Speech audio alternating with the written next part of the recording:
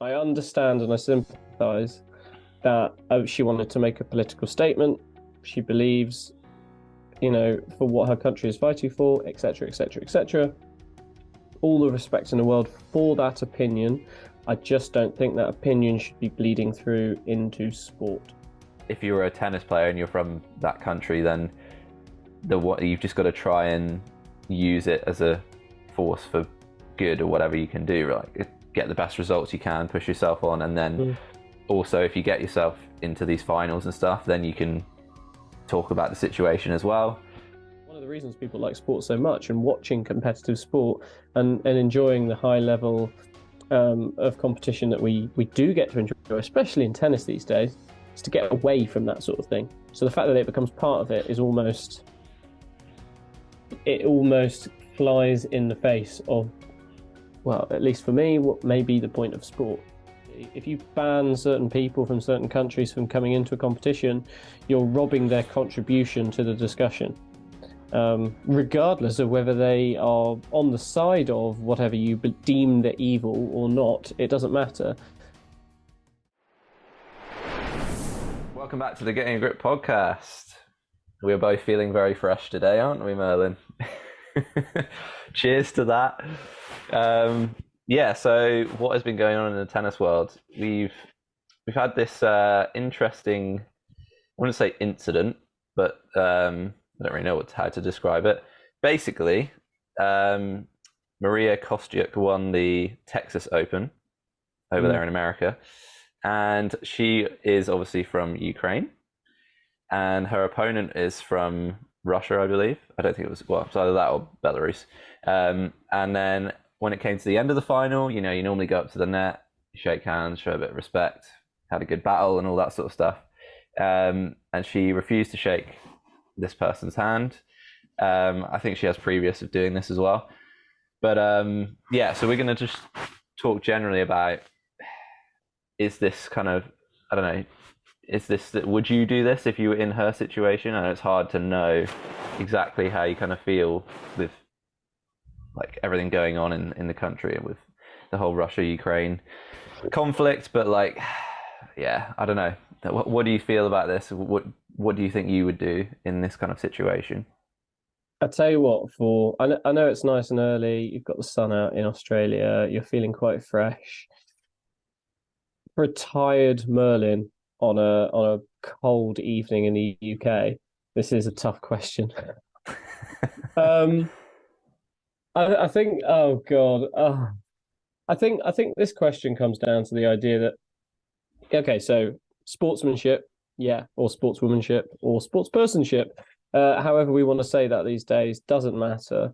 The mentality of going at the end of a match and respecting your opponent should be independent of what's going on in the world. I understand and I sympathise that she wanted to make a political statement. She believes, for what her country is fighting for, etc., etc., etc. All the respect in the world for that opinion. I just don't think that opinion should be bleeding through into sport, especially competitive sport at the highest level. And it comes down to this age-old argument for me. If a child is watching that match, and at the end, they don't really know much about the Russia-Ukraine thing. We're quite well shielded in this country in terms of media from it. Obviously, we're thousands of miles away from the conflict. They're watching that match. Are they thinking, oh, is it okay not to shake that person's hand? I've won, so I don't have to shake their hand. I don't have to show any respect. That does bother me as a coach, for example. But at the same time, I'm sitting here as a coach in a country full of privilege. And for me to say that is very easy because I've not had to experience what, say, that Ukrainian player has experienced. So, it's a tough world. That's my opinion, but I'm very aware that my opinion is completely biased. I don't know. What do you think? Yeah, well, again, it's hard to fully put yourself in that person's shoes, right? Because if they've got family, friends, loved ones over in Ukraine in this instance, and their lives are literally like under threat, their way of life is under threat, and you're going to feel very strongly against the people who are threatening that. And so I don't know, you want to show, maybe she sees it as a way of showing her support for that. Whether you agree with the way of doing it is another thing, but it's, like we're talking about it now, right? And it's like one of the main headlines. So Again, effective, yes, but it's effective in my opinion for the wrong reasons. Was there potentially, as you alluded to just there, was there a better way for her to make her statement, make her support known, or however she thought about it? I'm not saying that what she said was wrong at all, and I believe in, the expression people should be able to say and pretty much do whatever they feel is right, and we all have our own differing opinions of what is right, which is why it's so important to allow people to express that. But there are confines within which we need to be ideally promoting our sport. And if you're going to do it on the stage that is our sport, on the stage of tennis, then I think you have to do it according to the things that are okay within that sphere, effectively. I just think it was the wrong stage for that sort of expression of support. But again, my opinion, male, white, UK, middle class, blah blah blah blah blah. It has its own bias. So yeah, I mean, ideally you would, you shake the person's hand, and then when it comes to like the post-match interview, all that stuff, then you can kind of, I don't know, talk about how you're feeling about, your family being back there or whatever, and that's maybe a bit more of a or maybe you've professional way got a to do it. banner in your bag at the end. You hold it up when people are all sort of like clapping as you're finished. You've won the match, great. But look, this is what I want to talk about. I've won, but I don't mind forgetting that. This is what I want to talk about. Here's your banner, or write it on the camera. Like Rublev did when he made a political statement. This is maybe about a year ago, half a year ago now. He wrote on the camera that he wanted peace. I thought that was lovely. I thought that was a really nice way to show what he believed, and it was a positive message as well. I think maybe that's a slightly better way to go about it. Again, his situation is different to hers, so there is a different angle here on how he and she might want to approach it differently. But again, I don't feel that that's the sort of thing that should be merged into sport, for example.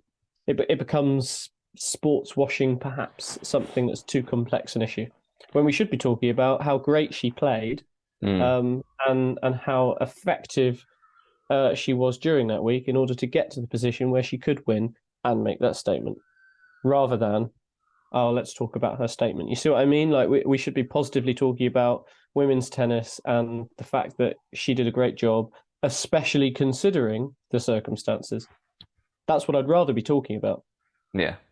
But again, yeah, it also feels like the players who are Russian or Belarusian are, in a way, like they're being punished for what their country or their government is deciding to do. Obviously, we don't know exactly whether they support it or not. I mean, in some cases, it's obvious that they don't, or whatever. With like Rublev saying he wants peace and all that sort of stuff.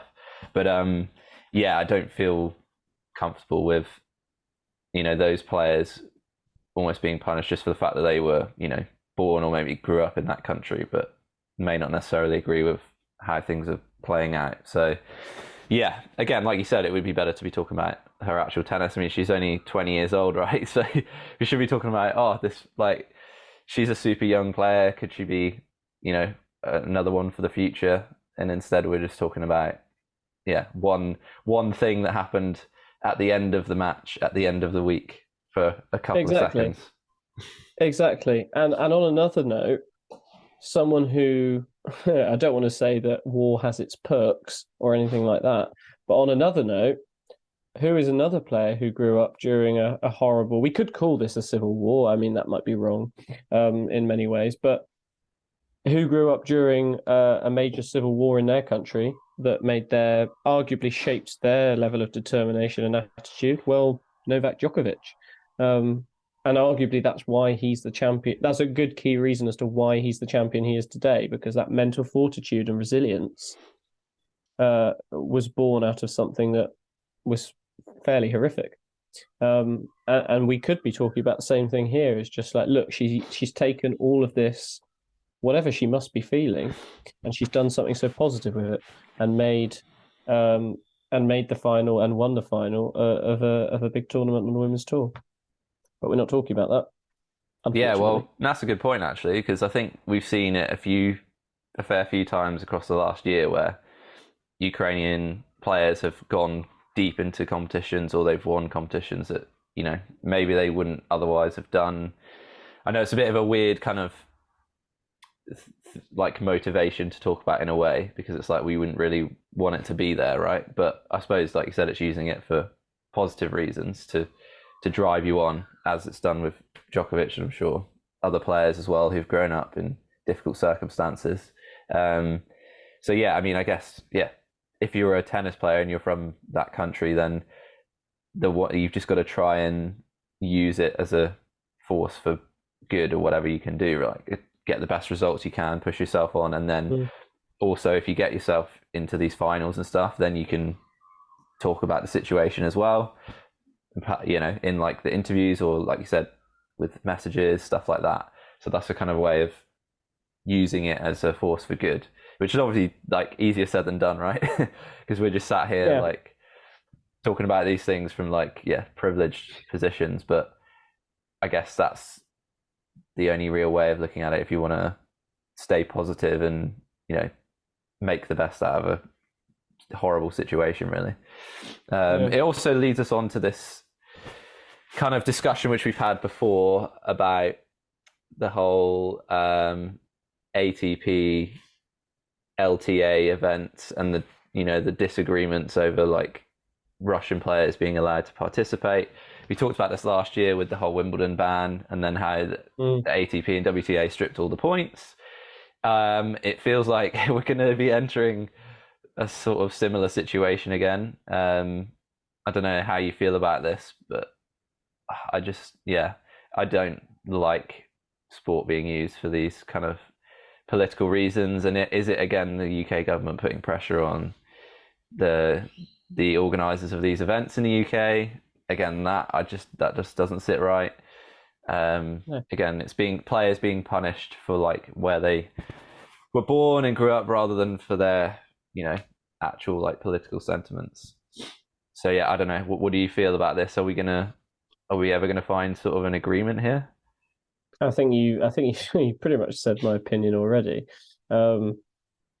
It's the case. I don't think that sport should be politicized, because you're banning players as part of a statement, right?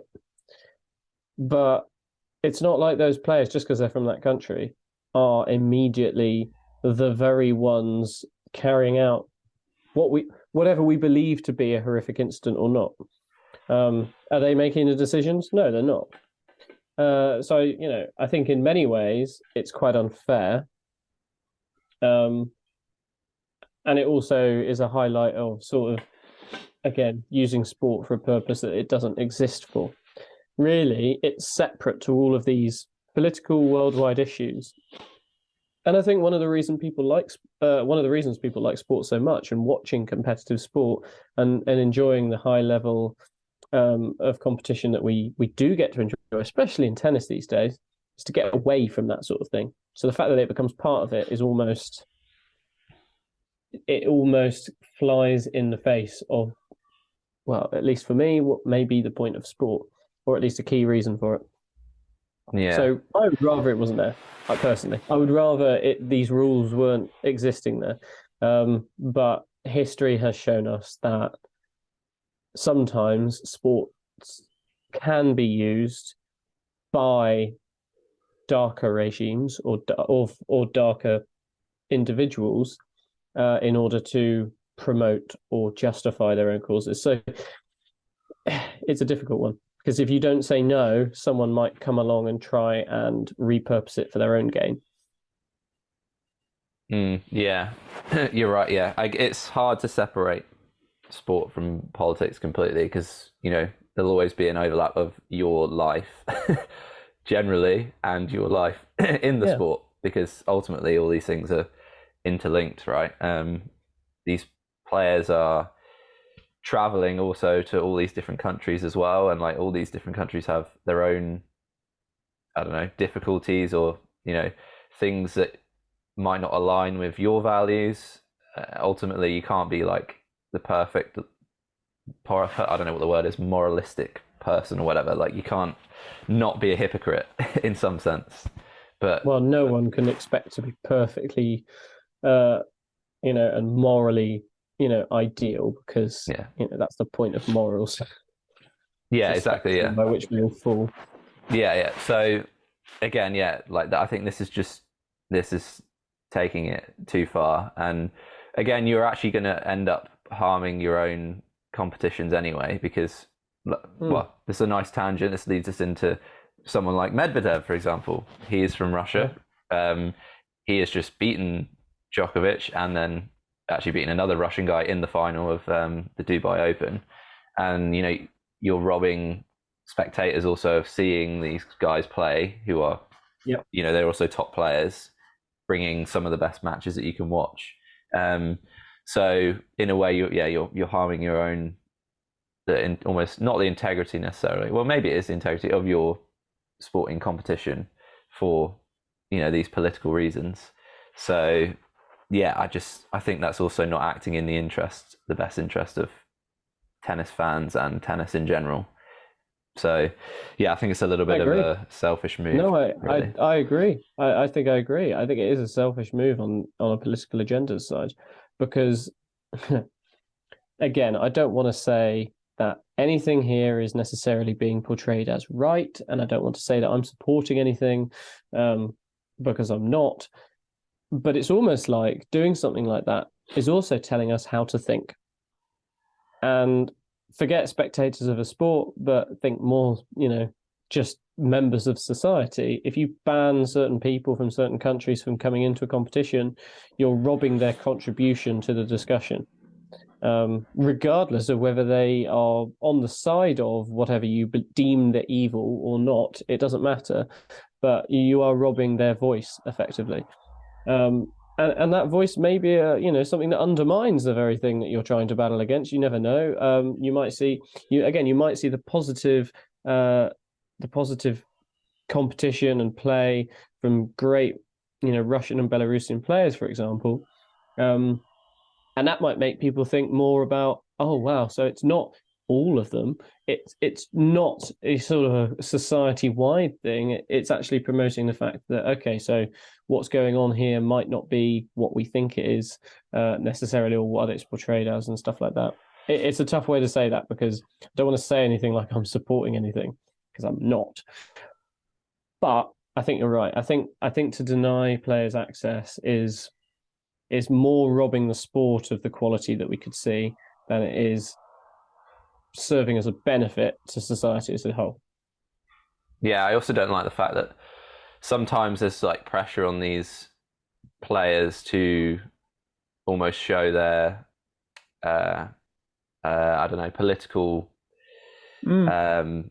mantras or whatever. Like like there's been pressure in the past on let's on the Russian players to be like, oh, why don't you come out and say you're Yeah, why anti don't you say you're this? against it? Yeah, Yeah, exactly. but ultimately that's not what they're there to do. That they're there to play Exactly. tennis and entertain in that way. So they shouldn't have to say and do these things. Like ultimately, if they don't say something, doesn't mean that they agree with what's going on, like what their government's doing. It just means that Well, they want to they keep it don't want out their of it. career to be defined by something that has nothing to do with them, arguably. They're just Yeah, from that country. It's like I actually think credit to Medvedev on this as well. Is Daniil does not give much away, which is a character trait that we love to see from him in terms of his celebrations and all that sort of stuff. It's very entertaining. It's almost like anti-entertainment that makes it entertaining. Um, but as a result, like credit to him that we're not getting speeches or please tell us more. And a credit to Rublev as well is in he's made his feelings known, but he's not gone, I hate this, I hate this. He's not gone on about it the whole time. He's just like, look, please. my opinion is peace. That's all I'm going to say, which is nice, I think.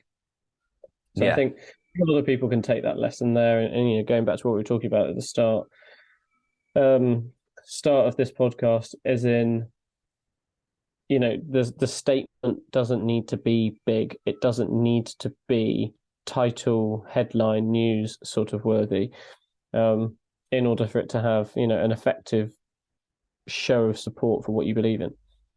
Sometimes you just need to, show your quality as a person, and people will back that. yeah. Well, let's talk about Medvedev actually. So he's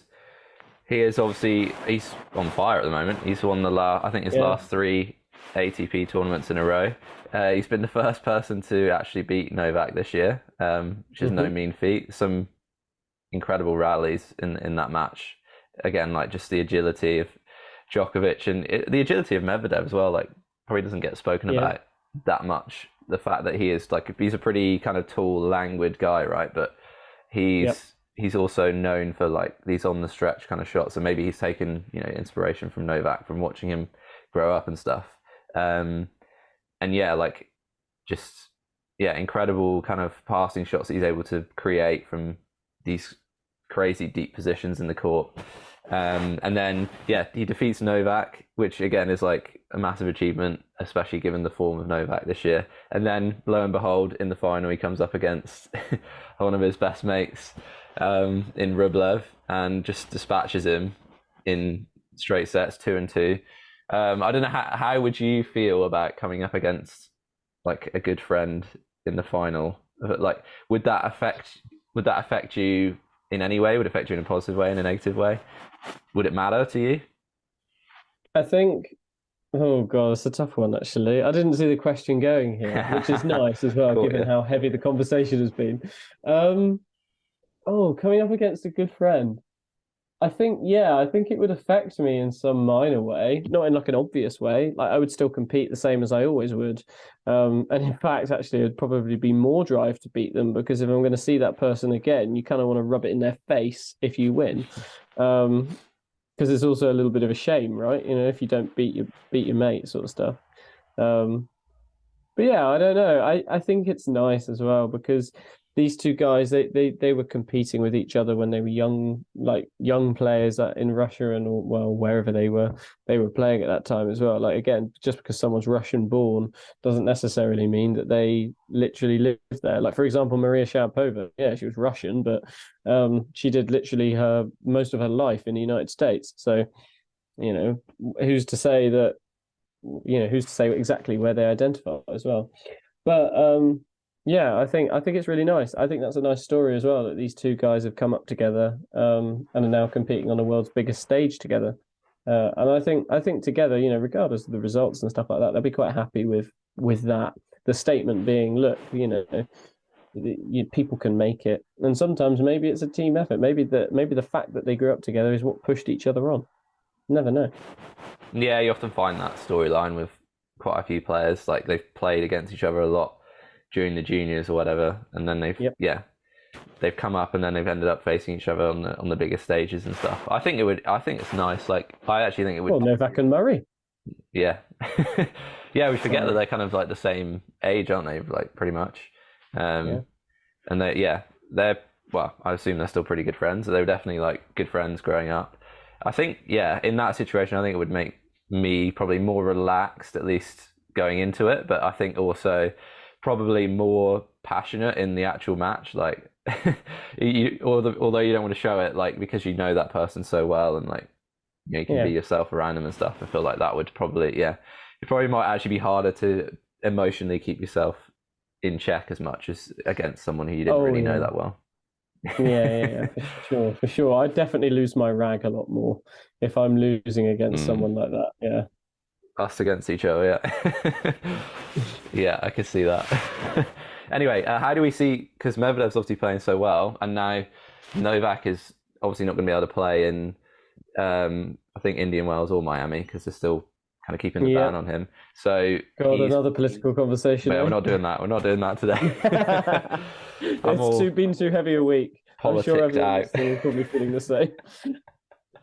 So he is probably going to go into that swing as one of the kind of top dogs, right? Like, I'm trying to think For who sure. else is For sure. who else That's is if they let him gonna in. yeah, who else is yeah, wait, so they're banning Novak for not being vaccinated, but they're allowing the Russians into play. Yeah. Anyway. Just to clarify, anyone listening, we're not making a statement there. Just stating facts, okay? Completely neutral. But yeah, who else do you think is gonna give him a difficult time, like a run for his money in this next kind of leg of the season? Because it's still on hard courts, and obviously that's his favourite surface. Yeah, He's the informed I guy. think I think if we're watching Alcaraz coming through still, I think he's going to be challenging a little bit more on this side of things. Unfortunately, he looked a bit injured the last time I was seeing him play. Um, so you'd be hoping that that's a quick fix rather than something that he's out for a long time. I don't really have many details on that, so it's hard to say. But in terms of how he was playing up until the injury time, it's looked like there could be some sort of longevity to beat these sorts of guys that have their peaks. That's the question as well. Is Medvedev having a peak, or is he, gaining some form that he can maintain? Because his game isn't something that looks passive. It's not like the Andy Murray sort of thing where you wait it out. Not that he's always played that way, but it's quite an aggressive game. An odd, technically, it's an odd game, but it's the sort of thing that you could maintain it because the points aren't always long. Unless you come up against someone who's a really quality player. So, again, it's tough to know. I could see Cameron Norrie doing some damage, but again, I mean, I think Medvedev's got more weapons than Norrie has, for example. So it's still tough to tell. Yeah, I was going to say Norrie as well, but yeah, Alcaraz we're not sure about. Nadal's obviously taking longer off as well, so it's opening up. I think, I mean, guys like Fritz, even Tommy Paul, who's coming into a bit of form, they're going to see this as a pretty big opportunity actually to make some inroads, maybe get a first Masters title. Yeah, it's opening up, and again, hard courts, consistent bounce. It's obviously home tournaments for these American guys. I think it's time for an American to step up. Obviously, Fritz won. Was it Indian? Did he win Indian Wells last year? I think it might have been last year. So oh God, when he beat Nadal in the final, that's a throwback. That was in Breakpoint. So I think I'm looking at some of the American guys and thinking this is, if I was them, like this is a huge opportunity with a few players injured and it kind of opening up and being the home tournaments to get a first Masters title. When he beat Nadal in the final, that's a throwback.